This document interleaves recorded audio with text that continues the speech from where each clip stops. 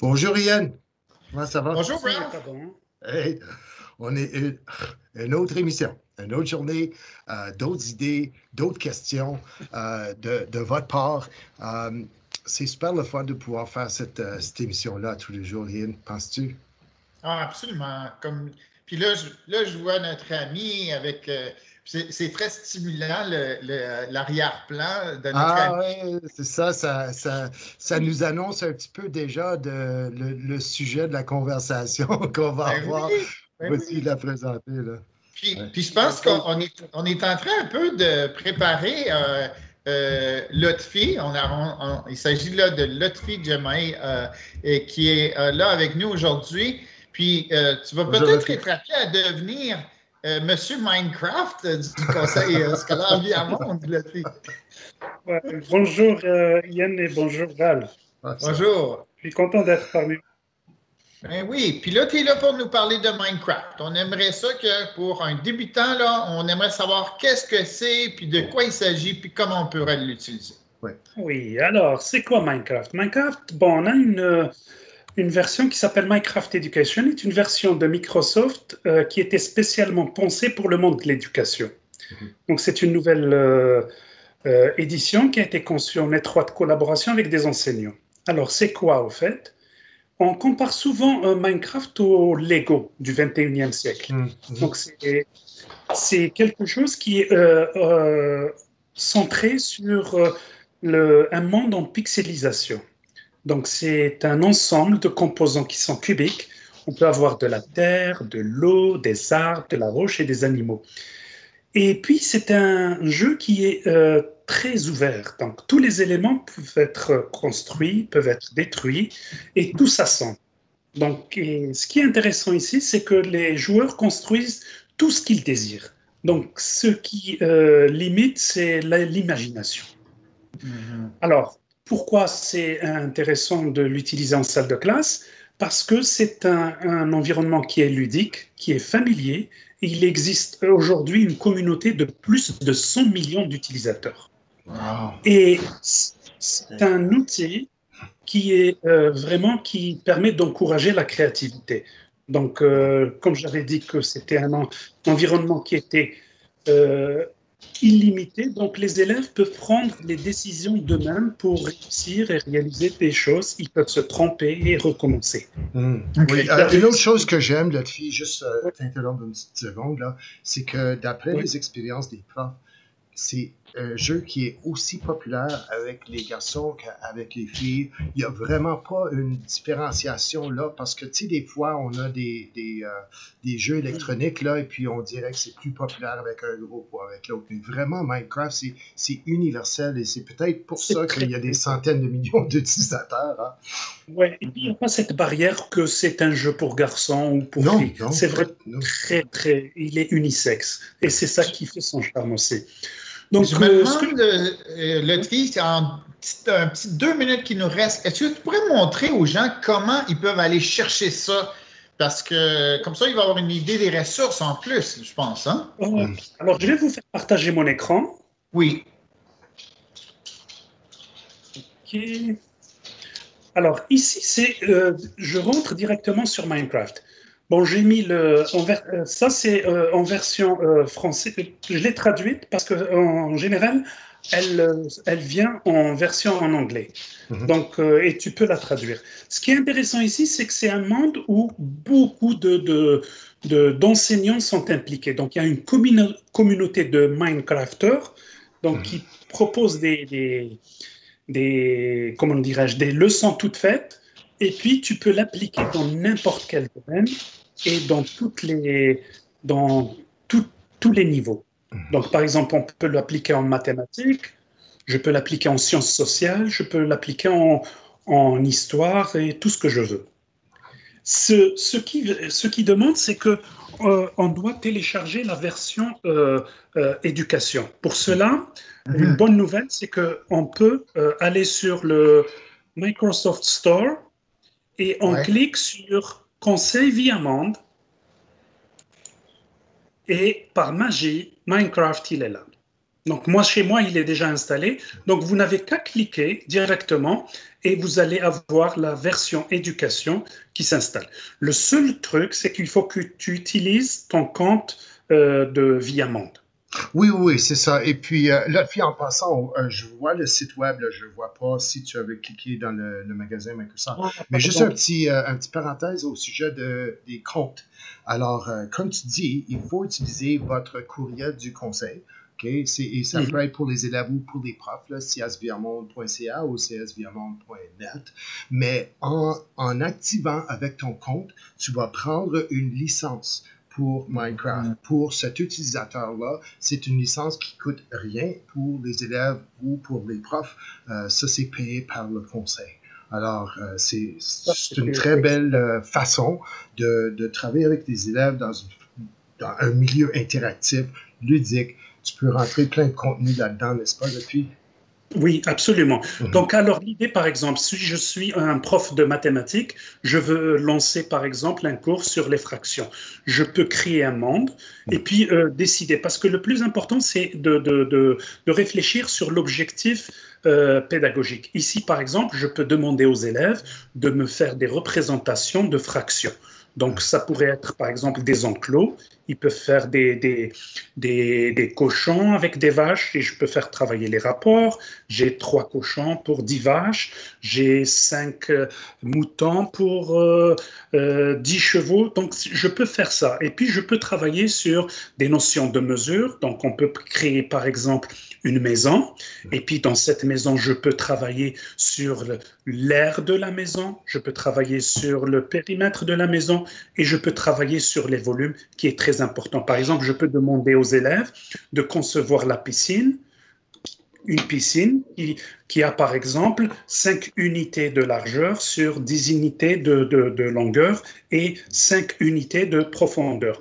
Et puis, puisque c'est des cubes, ils vont faire des cubes en eau et on va compter le nombre et c'est par exemple 100 cubes pour remplir ma piscine. Donc, je peux faire concevoir le concept de volume ici, parce que c'est le cube. Je peux compter les cubes. Je peux aussi, et ce qui est très bien avec Minecraft, c'est l'idée d'intégrer des enfants avec des défis. Par exemple, en 7e année, tu travailles sur les solides. Donc, et avec Minecraft, il n'y a pas de gravité. Donc, tu peux concevoir un solide, tu peux aller dessus. Donc, tu as la vue de dessus, tu peux le regarder d'en bas, la vue de dessous, la vue de droite, la vue de gauche. Ça permet aux élèves de voir l'objet en 3D. Et ça, c'est vraiment, tu es à l'intérieur. Tu es à l'intérieur de l'objet. C'est ce qui est... Bon. Oui? Ben merci beaucoup, Lotfi. C'est bien apprécié de nous donner ce petit tour virtuel-là. Et c'est certain qu'on va avoir des nouveautés Minecraft parce que maintenant que les profs ont commencé à enseigner, on va chercher des façons vraiment de mettre ça entre les mains des profs. Hein? Oui, oui. Puis Microsoft, c'est ce qu'ils veulent. Ouais.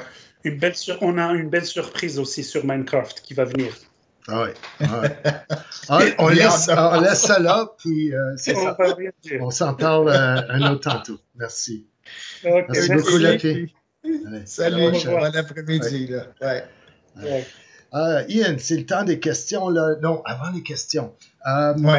Tu avais promis la dernière fois que tu aurais d'autres nouvelles sur des nouveautés de Teams. Là, parce que toi, tu ne veux pas tout donner ça en même temps. Hein?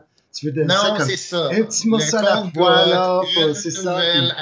Il faut écouter demain là, pour avoir d'autres informations. Vas-y, c'est quoi, qu'est-ce que tu veux annoncer aujourd'hui? Alors, il y a une question qu'on a eue maintes et maintes fois dans les demandes.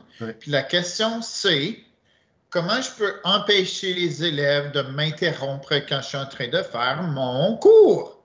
Parce que je donne mon cours, puis je suis en plein milieu de mon cours, puis là, tout d'un coup, il y a un élève qui demande quelque chose de vive voix.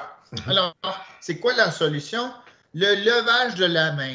Okay? Ça, c'est quelque chose qui existe dans Adobe. Adobe Connect, oui. Adobe Connect. C'est quelque chose qui existe, que j'ai déjà utilisé dans Zoom. Alors, il y a beaucoup d'autres plateformes compétiteurs, je dirais, de Teams qui permettent les conférences comme ça. Puis, ils ont toujours le levage de la main. Alors, qu'est-ce que Teams va faire, Ralph? Lever la main. Hein? Ça s'en vient quand, ça? C'est bientôt. Ben, hein? ils disent à la fin d'avril. Alors, OK. comme on est quasiment rendu là.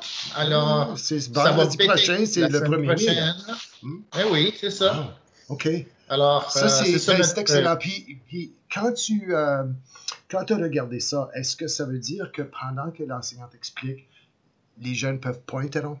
C'est ça? Comme il faut lever la main, il faut que le prof clique sur la personne qui lève la main pour que cette personne-là intervienne, ou c'est juste comme Je suis pas certain. ça donne un Ralph. indice, en tout cas, qu'il lève une Ouais. question. C'est tout Je ce pense qu'on que sait en c'est ce moment. juste un ajout. OK. Je pense que ça n'empêche pas la communication. Mais si le prof est en mesure d'expliquer aux jeunes que c'est comme ça que ça va fonctionner maintenant, si jamais vous voulez poser une question, ayez le bon sens de lever votre main puis pas d'interrompre l'autre personne qui est en train de parler. Déjà là, c'est excellent. Déjà là, c'est excellent. Puis on a vu l'autre jour comment on peut regarder le clavardage en même temps qu'on est en train de présenter aussi. Là, on a vu deux façons, en fait, de pouvoir le faire. Donc, ça aussi, ça peut entrer en jeu. Tu gardes un œil sur le clavardage, mais en même temps, tu vas voir s'il y a un élève qui a la main levée, j'imagine. Donc, ça va faire une meilleure expérience.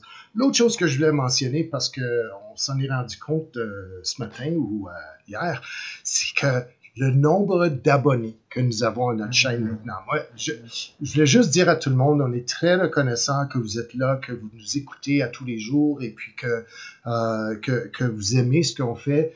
Continuez à nous envoyer des commentaires positifs ou des critiques ou peu importe, là, et vos questions, parce que c'est ça, on vit de ça, nous autres, puis ça garde les choses courantes, là. Comme on parle d'aujourd'hui, qu'est-ce qui se passe aujourd'hui? Si vous regardez les autres vidéos qui sont là, oui, elles sont encore pertinentes, mais on a déjà fait beaucoup d'ajouts à ces vidéos-là pendant nos émissions d'éducatif présent, justement, là, puis je vais juste montrer aux gens, je vais partager mon écran, là, pour comment est-ce qu'ils font pour s'abonner, parce que c'est...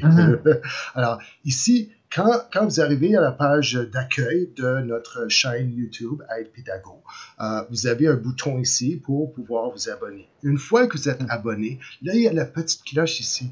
Et avec la petite cloche, si on dit que je veux toutes les notifications, avec ça, aussitôt qu'il y a une nouvelle vidéo qui va sortir, vous allez avoir une notification. S'il y a une nouvelle émission qui s'en vient, vous pouvez voir que ça s'en vient, l'émission d'éducatif présent, et vous pouvez même fixer une alerte pour me dire, OK, donnez-moi un petit avertissement là, pour me dire que ça commence bientôt, ça commence dans quelques minutes. Parce que c'est à midi à tous les jours, mais tu sais, des fois, on fait autre chose puis on oublie l'heure, alors ce serait une bonne occasion pour... Puis si ça ne te dérange pas, Ralph, fais juste cliquer sur indicatif présent pour voir une émission, puis ouvre l'émission d'hier. OK. Alors, si on clique sur le petit symbole qui est en bas, on peut aussi s'abonner là. Alors, j'aimerais juste que tu montres oui, OK, je vois ça. Quand ils sont en train de visionner la vidéo, qu'ils sont en train de visionner maintenant, en fait, ils peuvent juste cliquer dans le coin inférieur droit. Puis ça va leur donner accès aussi aux mêmes deux symboles. Donc, le symbole d'abonnement et le symbole de la cloche directement dans la vidéo. Puis, bel job en passant sur le montage de cette émission-là, parce que je sais que ça n'a pas été facile, là. Tu étais à la régie technique en train d'essayer de tout contrôler. OK, qu'est-ce que je vois? Je vois l'écran, je vois telle personne, je vois telle autre personne. Je trouve que tu avais le tour vraiment de rendre intéressant visuellement. On voyait le console, mais on voyait aussi comment les choses changeaient. Là. Ça, c'était super intéressant de voir ça. C'était comme derrière la scène, qu'est-ce qui se passe là, derrière le rideau. Là, puis, je pense que les gens ont apprécié. On va voir ça dans les commentaires s'il y a beaucoup de j'aime là, ou des commentaires positifs. OK, une dernière chose, puis là, on va peut-être manquer de temps. Là. Je ne veux pas avoir une émission de 20 minutes, là, mais on a eu beaucoup de questions au sujet de Teams et de l'intégration d'un OneNote, particulièrement l'intégration d'un OneNote qui existe déjà. Alors, je suis en train encore de présenter mon mon écran, là. Alors, je vais juste retourner à Teams ici. Et puis, mes équipes. OK. OK. Ici, dans ma classe fictive de français, j'ai toujours l'option de bloc-notes de classe. Et ce bloc-notes est c'est pas configuré encore. C'est là où on a le choix, le premier choix, où on peut ajouter un bloc-notes. Et puis, juste pour être clair, si tu n'as jamais travaillé avec OneNote, mais tu veux juste l'expérimenter pour la première fois dans Teams, tu dis, oui, je veux faire un tout nouveau bloc-notes. J'ai choisi cette équipe ici par exprès parce que la première fois que tu vas ouvrir le bloc-notes, il va te demander, est-ce que tu veux un tout nouveau bloc-notes vide qui n'a jamais existé? Puis à ce moment-là, il va juste le configurer avec les élèves que tu as dans ton équipe présentement. Ou est-ce que tu veux le faire à partir d'un bloc-notes existant? Et si je dis oui à ça, il va m'amener à où je peux retrouver tous mes bloc-notes. Je vais juste enlever, parce que là, notre rencontre est là. OK, je clique sur suivant ici. Et les choix ici sont limités. C'est que dans les bloc-notes que j'ai déjà, je peux aller chercher deux choses. Je peux aller chercher ma bibliothèque de contenu. Okay? Et ça, c'était tout mon cours et tout ça. Et je peux aussi aller chercher la section réservée à l'enseignant ou aux enseignants. D'accord? Mais on ne peut pas prendre les dossiers des élèves, on ne peut pas prendre l'espace de collaboration et tout ça. Donc, vraiment, qu'est-ce qu'il est en train de faire? Ça, c'est pas votre bloc-notes que vous avez déjà, là, qui va juste être importé ici, là. C'est vraiment une copie.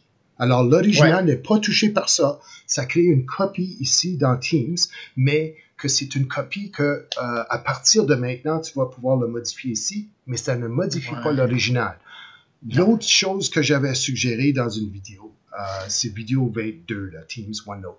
On va mettre le lien dans la description ici, mais j'ai dit, vous pouvez aller chercher l'adresse web de votre OneNote et puis l'incorporer ici comme un site web dans Teams. Ça fonctionne, mais en même temps, on a eu des problèmes avec ça dans le sens que il y a, je vais juste ouvrir, j'ai une image ici de à quoi ça ressemble. Les gens ont ce message d'erreur ici. Désolé, nous n'allons pas charger ce site dans notre application de bureau. Voici ce que vous pouvez faire. Plein de monde a eu cet avertissement-là. Ce que ça veut dire, c'est que en ce moment, à l'intérieur de Teams, 9 fois sur 10, on ne peut pas afficher le bloc-notes. Okay? Donc, le lien est toujours là. Si les élèves cliquent sur « Accéder au site » ici, ils vont pouvoir l'ouvrir dans un furteur, okay? Dans Edge, dans Chrome, peu importe. Mais on ne peut pas l'ouvrir ici à l'intérieur. Ça, c'est une des fonctionnalités qu'on a temporairement perdues dans le Teams, l'interface Teams, OK? Parce que Teams, c'est vraiment juste une interface utilisateur.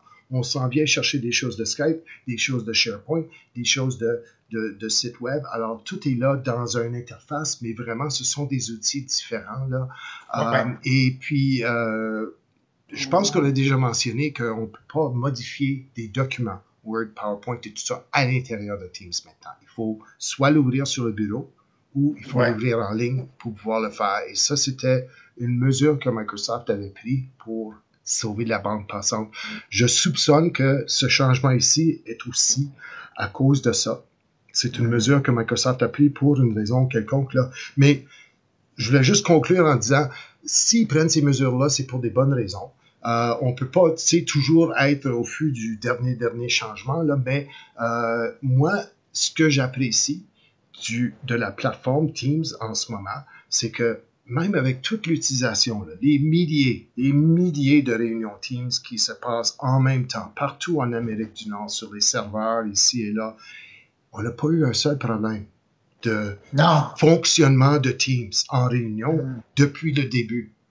C'est presque incroyable que c'est arrivé comme ça. Alors, il faut avoir une plateforme qui a les reins assez solides là, pour pouvoir prendre tout ce trafic-là et être capable de fonctionner sans avoir un glitch, là, c'est... Wow! Juste ça, là, c'est incroyable. Alors, on s'en parle, mais je voulais dire aujourd'hui que, si vous avez des problèmes avec ça, c'est pas vous, c'est pas parce que vous avez fait quelque chose de mal. C'est vraiment le système, la façon que ça fonctionne maintenant. Vous l'ouvrez dans le filtre, puis vous pouvez modifier, continuer avec votre OneNote. C'est juste ça. Alors, Ralph, on a manqué de temps. C'est déjà fini. Oui, c'est déjà fini. Ben, on se revoit demain, heureusement. Hein? C'est ça. Avec un autre invité. On a un horaire qui nous permet de saluer à tous les jours. Là. On a trouvé la solution, Ralph. Oui. Hey, on travaille 1 heure par jour, là, comme les profs, à être en ondes, puis de faire ça. Puis, tu sais, la préparation, ben, c'est à l'extérieur de ça, mais au moins, ça prend juste ça. 1 heure, Ralph. Ouais, ça prend juste 1 heure. Ah oui, I wish. Mais en tout cas, on va dire que oui. Alors, à demain tout le monde. D'autres invités, d'autres idées, d'autres questions de votre part, de partout. Et puis, à demain. Merci, Ralph. À demain tout le monde.